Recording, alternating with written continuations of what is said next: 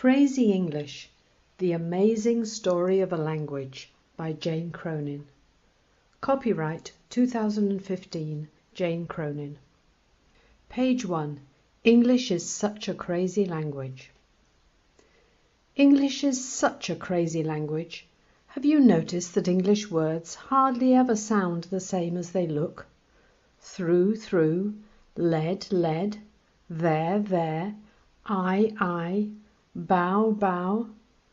Why is English so crazy, and why do we have to learn it? The answers to these questions are more interesting than you think. Page 2. How it all began. It all began about 1,500 years ago, when the place we call the British Isles was invaded by 3 primitive tribes which came from the north of Europe. They were called the Angles, the Saxons, and the Jutes. We still remember the Angles and the Saxons today, but I've no idea what happened to the Jutes. Page 3. 3 tribes, 3 languages. The Angles, Saxons, and Jutes all spoke different languages, but their languages were quite similar to each other. They could understand each other most of the time, even though they pronounced their words differently. In any case, they mostly talked about simple things, so it didn't matter too much. Here are some of the words they used, which we still say today. Man, night, sun, friend, daughter, song, house, home, day, drink, eyes, horse, love, ears, like, mouth. Page 4. Angels, not angles. In those days it was quite normal for traders to capture people from other tribes and sell them as slaves. One day there were some Angle children being sold in a slave market in Rome. Pope Gregory was walking through the market and saw the children, who had pale skin, blonde hair, and blue eyes. He asked who they were, and when he heard that they were called Angles, he said, "What a good name, because they are like angels in heaven." So in 597 Pope Gregory sent a monk called Augustine to convert the pagan Anglo-Saxons to Christianity. Along with Christianity came a lot of new Latin words, including the word school. Page 5. Viking invaders. So England was now a Christian country, but after about 300 years it was invaded again, this time by the pagan Vikings. They crossed the sea from Norway and attacked the people by burning down their villages and destroying churches and monasteries. Not all Vikings were warriors. Some of them were peaceful people who just wanted to grow crops in the rich green countryside with a better climate than where they came from. The Vikings settled in the north of England and for many years had a lot of battles with the Anglo-Saxons in the south. The Vikings brought about 2,000 new words with them, including bag, cake, egg, get, happy, leg, run, sky, and window. Page 6. The Adventures of Beowulf. What did the language look like in those days? Well, they spoke many different varieties of English, and of course most people couldn't read or write anyway. But here is the beginning of an old English adventure story called Beowulf. It looks very different indeed from the English we know today. This is what it means. Let us praise the courage of noble men, of Danes armed with spears in days long ago. We have heard about the honour the warlords won. Page 7. A divided country. There was a very clever and famous Anglo-Saxon king called Alfred the Great, who fought many battles against the Vikings. Eventually Alfred defeated the Vikings, but instead of trying to destroy them, he made an agreement with them to divide the country into 2 halves. The northeast of England, where most people were Vikings, was called Danelaw, and the southwest, where most people were Anglo-Saxons, was called Wessex. Page 8. The language gets simplified. People still visited each other and bought and sold things across the border, but they had one big problem. They all spoke similar languages, but pronounced everything differently, so they had a lot of trouble understanding each other. It was all very confusing, so they started to simplify things. They decided to have just one word meaning the, and they stopped putting different endings on words. They started to use more little words like to, for, by, at, of, to make themselves understood. Page 9. 1066 and the French. In 1066 England was invaded again. This time it was the Normans, led by their leader William the Conqueror, who spoke French. William and his army defeated the English, and he took all their castles, manor houses and farms to give to his own lords and barons. William was crowned King of England in London on Christmas Day. After that, French became the most important language in England. It was the language of the rulers and aristocrats, while Old English was the language of the poor people who worked on the land. Page 10. Aristocrats and Peasants. Because French was spoken by the most important people in the country, it became the language of politics, religion, entertainment, fashion, food, drink, government, administration, law, education, literature, and medicine.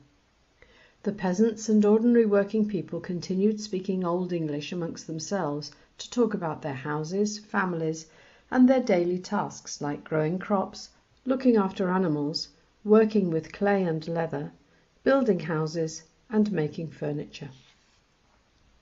Page 11. Animals and meat. The French were much better at cooking than the English, or at least they had more food. They had big feasts, whilst the English ate simple meals. That is why in today's English, animal words come from Old English, but meat words come from French. Sheep, mutton, pig, pork, cow, beef. Page 12. The influence of women and children. For the first few years the two languages stayed completely separate, and the two sides couldn't understand each other, but gradually people started to use both English and French words. Women and children had a lot to do with this. Sometimes French rulers married English women, so their children spoke both languages. English women were employed as servants and nurses. French and English children played together, so the French children learned English songs and played English games. Page 13. The Black Death. In 1348 England suffered a terrible plague called the Black Death. It was a horrible illness that killed 1/3 of the whole population of the country. Thousands of important and rich people died, including many landowners and priests. After the Black Death, the peasants who survived started to become much more powerful. They occupied empty lands and houses belonging to their previous masters. However, they were still treated very badly by their French rulers, who demanded more and more taxes to pay for their wars abroad and rich lifestyle at home. Page 14. The Peasants' Revolt.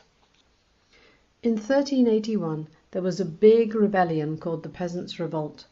Thousands of angry people marched from all over the country to London to demand more rights and better working conditions. There was a lot of fighting and many people died. King Richard II, who was only 14 years old at the time, talked to the people to try to end the rebellion. He was the first monarch since 1066 to speak to his people in the English language. Unfortunately, he didn't tell them the truth. Page 15. The Rise of Middle English. After many years, the two languages merged together into one, and people spoke what we now call Middle English. The strange thing was that it often had two words which meant exactly the same thing, one that came from Old English and one that came from French. Wish, desire. Bit, morsel. Answer, response. Freedom, liberty. Go down, descend. The French words often sounded more refined or educated than the English words. This is one of the things that make English today such a rich and complex language. Page 16. Chaucer and the Canterbury Tales. The first great poet who wrote in Middle English was called Geoffrey Chaucer. He wrote a very famous book called the Canterbury Tales, which told lots of funny stories in the language of ordinary people. This is what Chaucer's English looked like. Maybe you can recognize one or two words, but it is still very different from the English we speak today. It is poetic language, and this is what it means. When April with its sweet showers has pierced to the root of March's drought, and bathed every vein in sweet moisture, from which strength flowers appear. Page 17. A Time of Prosperity. After the Black Death and the Peasants' Revolt, England started to become prosperous again.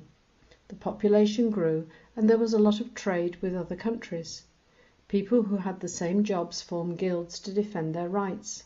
Some people used the name of their job as a surname to help identify them. Baker, miller, weaver, mason, carpenter. Do you remember that we said there were many different early languages? Well, there were still a lot of differences between the way people spoke in different parts of the country. The capital city, London, was in the south of England, and Londoners thought they were superior to people from other areas. They sometimes laughed at the strange accents of country people, especially people from the north of England.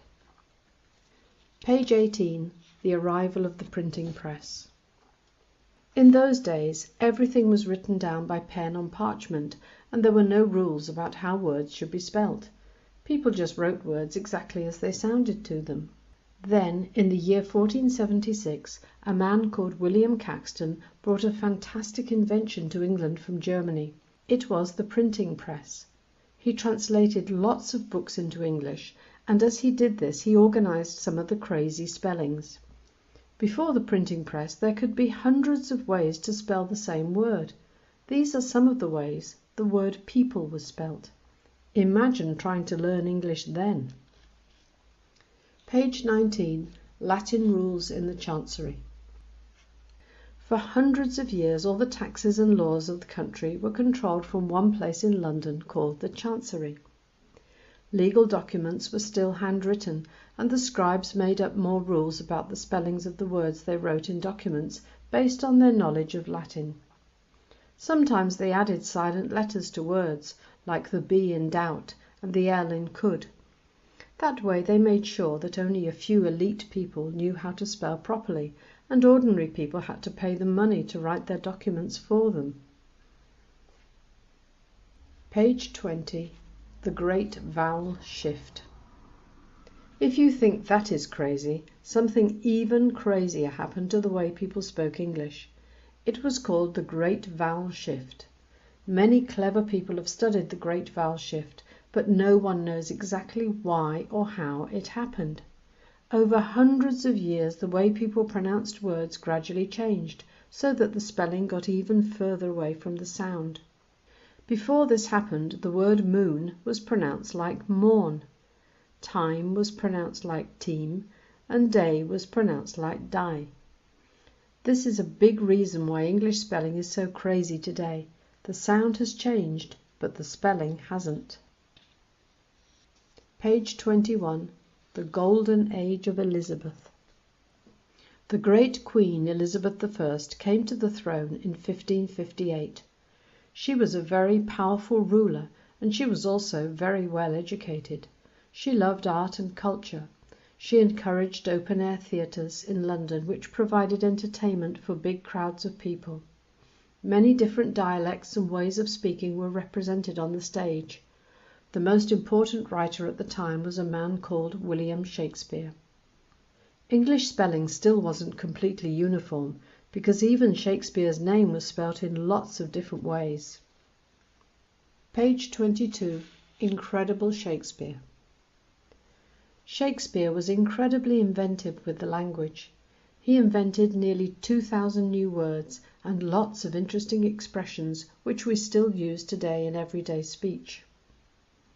All that glisters is not gold. To thine own self be true. What's done cannot be undone. Birthplace, dishearten, eyeball, worthless, laughable, grovel, madcap. Page 23. Beautiful language. Some people think that Shakespeare is boring, but he produced some of the most beautiful and profound language that has ever been written. In the play Macbeth, these are the words that Macbeth speaks when he hears of his wife's death. She should have died hereafter.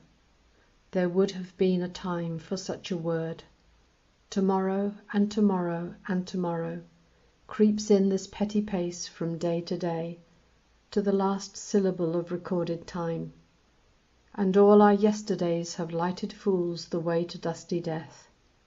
Out, out, brief candle. Life's but a walking shadow, a poor player that struts and frets his hour upon the stage, and then is heard no more. It is a tale told by an idiot, full of sound and fury, signifying nothing. Page 24. The King James Bible. By this time England was a Protestant country, and everybody who could read the Bible. In the year 1611 a new version of the Bible was produced, which we call the King James Bible, because it was printed during the reign of King James I. It was full of colourful new expressions which we still use when we speak English today. A fly in the ointment, the salt of the earth, the writing on the wall, a wolf in sheep's clothing, a thorn in the flesh, as old as the hills, a leopard cannot change its spots. Page 25. The Pilgrim Fathers. In those days there was a group of religious people called Puritans who didn't agree with the way things were done at home and wanted to be free to live differently. To have a different religion was illegal in England, so they made a very brave decision. They decided to set sail for the New World, on the other side of the Atlantic Ocean. They left Plymouth in September 1620, and the journey took nearly 3 months. At first life was very hard and a lot of them died, but over the next 100 years more and more Puritans arrived, and they set up 13 colonies all along the east coast of America. Page 26. Improving the language. The Puritans wanted to do everything better than it was done in England. They even wanted to improve the English language. They decided that a lot of things weren't logical, especially the spelling, so they started to change it and teach their new spellings in their schools. They were very strict teachers and didn't approve of a lot of things like music and popular entertainment. They changed colour, flavour, centre, theatre. Please, miss, what's a theatre? Page 27. The Age of Enlightenment. The 17th century was a time of new learning and discovery throughout Europe. In 1660 the Royal Society was formed for scientists to share and discuss their new ideas. Because learning had always been in Latin, they decided to invent new English words to explain their ideas, like acid, lens, and gravity. Other European countries established Royal Academies of Language to make sure that everyone spoke and wrote their languages correctly. Many English writers wanted to do the same thing, but unfortunately it never happened. One reason for this was that the King of England, George I, couldn't speak English. He was German and not very sociable, and when he did speak, it was in German. Page 28. Trade and Empire. During the 17th and 18th centuries, English ships went all over the world and opened up trade routes. The sailors came into contact with people who spoke other languages and borrowed a lot of their words. From the French we got passport, from the Spanish we got guitar, and from the Dutch we got cruise. The 19th century saw the rise of the British Empire, which eventually ruled over 26 million square kilometers of land and 400 million people. English language and culture was imposed upon the people of the empire, and hundreds of exotic words were added to the English language. Bamboo, canoe, caravan, jungle, volcano, cot, kangaroo, pajamas, bungalow. Page 29. Separated by a common language. When people in North America explored the new country to the west, they came across lots of strange things that they had to give names to. They invented words like hummingbird, rattlesnake, and foothill. They also borrowed words from Native American tribes like moccasin, toboggan, and wigwam. In 1776, the colonies of North America became independent from England, and from then on the United States has become more and more powerful in the world, so their variety of English has become more and more important. Page 30. The arrival of Internet. Not too many years ago, the Internet was invented, and that changed everything. It has also brought into the language a whole set of new words that nobody had heard before. Upload, download, toolbar, firewall, blog, reboot. It was all very confusing. Now we also have lots of abbreviations that many older people don't understand. Page 31. International English. Because of the influence of American science and technology, Hollywood films, TV programs, and the Internet, English has now become the language of international communication. If a person from Japan wants to do business with someone from Italy, they will speak English.